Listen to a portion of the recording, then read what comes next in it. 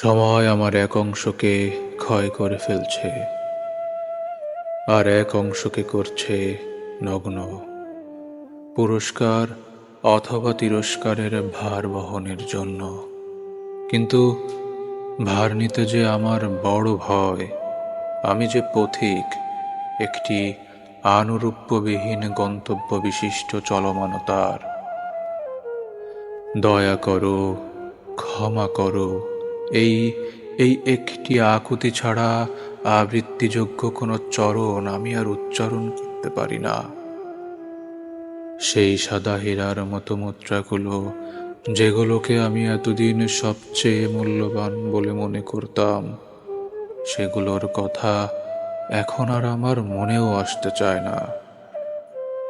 পৃথিবীর সর্বাপেক্ষা দরিদ্র লোকটির চেয়েও এখন আমি অধিক নিঃস্ব, পাপিষ্ঠ, সবচেয়ে বড় পাপাচারীর চেয়েও।